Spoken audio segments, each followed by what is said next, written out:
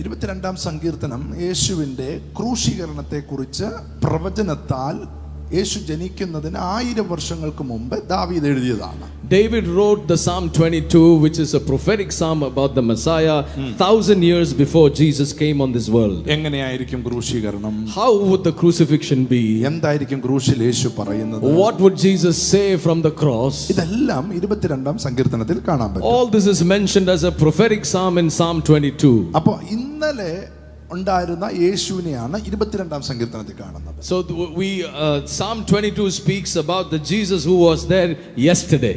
ചരിത്രത്തിൽ ഉണ്ടായിരുന്ന യേശു, 2000 വർഷങ്ങൾക്ക് ഉണ്ടായിരുന്ന യേശു. So that is describing about the Jesus who came 2000 years ago. എന്നാൽ 23-ാം സങ്കീർത്തനം, but Psalm 23 says, യേശു ഇപ്പോൾ നമ്മളെ നടത്തുന്ന ഇടയനായ യേശുവാണ്. So Psalm 23 says that he is the ever present shepherd who is there to help you now. നന്മയും കരുണയും നിന്റെ ആയുഷ്കാലമൊക്കെയും നിന്നെ പിന്തുടരും. Surely goodness and mercy shall follow you all the days of your life. കൂരിരുളിന്റെ താഴ്വരയിൽ കൂടെ പോയാലും, even though I walk through the valley of shadow of death, ഒരു അനർത്ഥവും നിനക്ക് ഭവിക്കേണ്ടി വരില്ല. no evil shall come upon you. നിന്നെ പകച്ച ശത്രുക്കളുടെ നടുവിൽ നിനക്ക് വലിയ മേശ ഒരുക്കും. He shall prepare a table for you in the midst of your enemies. അപ്പോൾ ഇപ്പോൾ നമ്മളെ നടത്തുന്ന യേശുവിനെ 23-ാം സങ്കീർത്തനത്തിൽ. So Psalm 23 talks about the Jesus who can lead you and guide you today. എന്നാൽ 24-ാം സങ്കീർത്തനത്തിൽ, but Psalm 24 അതിലും വിശേഷതയാണ്. it is more significant than 23. നാളെ വരാൻ പോകുന്ന യേശു. Psalm 24 is talking about the king that is about to come tomorrow. ഒന്നുകൂടെ പറയാം. Let me say that again. 22-ാം സങ്കീർത്തനത്തിൽ നമുക്ക് ഇന്നലത്തെ യേശുവിനെ കാണാം. Psalm 22 talks about the historic Jesus of yesterday. ഇന്ന് 23-ാം സങ്കീർത്തനത്തിൽ നമ്മൾ ഇന്ന് നടത്തുന്ന യേശുവിനെ കാണാം. Psalm 23 talks about the faithful shepherd who leads us today. 24-ാം സങ്കീർത്തനത്തിൽ നാളെ വരാൻ പോകുന്ന യേശു. Psalm 24 talks about the Jesus who is going to come tomorrow.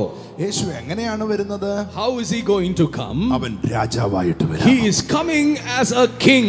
യേശു അടിയെല്ലാം കൊണ്ട് മരിച്ചു. But Jesus, he was beaten and he was put to death. അയ്യോ, എനിക്ക് ഭയങ്കര വിഷമമായി പോയി. I was so discouraged.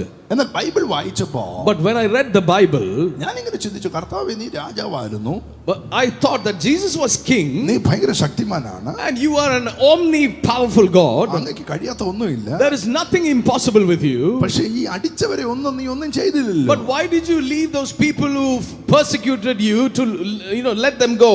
Bible വായിച്ചപ്പോൾ കർത്താവ് എന്നോട് പറഞ്ഞു. So when I read the Bible, the Lord told me, ഞാൻ ഒന്നാമത് വന്നത്, the first time I came, മനുഷ്യന്റെ പ്രാണനെ നശിപ്പിക്കാനല്ല. I didn't come to destroy mankind.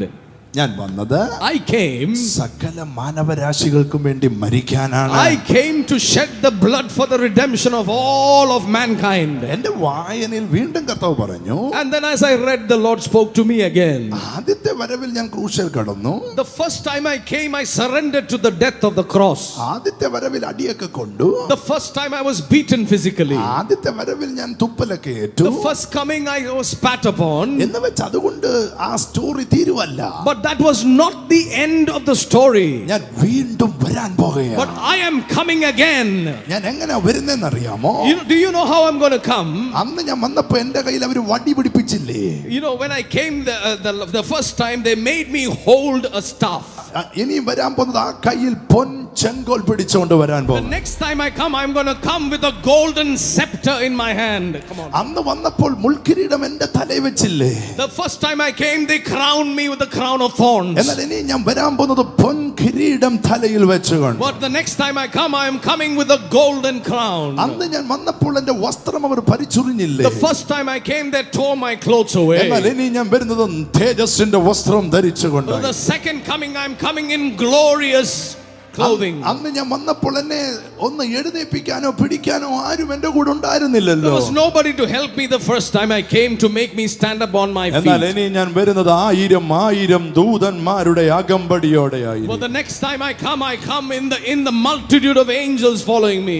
എന്തിനാണ് ഈ പാട്ടും ഈ ആരാധനയും ഈ 1 മണിക്കൂർ 40 മിനിറ്റ് ഒക്കെ അവിടെ പ്രസംഗമൊക്കെ നടത്തുന്ന ഒറ്റ കാര്യം, ആ വരവിന് വേണ്ടി നിങ്ങളും പ്രിപ്പയർ ആകാൻ വേണ്ടി. This gathering is a sign that he is going to come back again, and we are preparing for it. ചിലർ ചോദിക്കുന്നുണ്ട്, പാസ്റ്ററെ അതൊക്കെ നടക്കുമോ?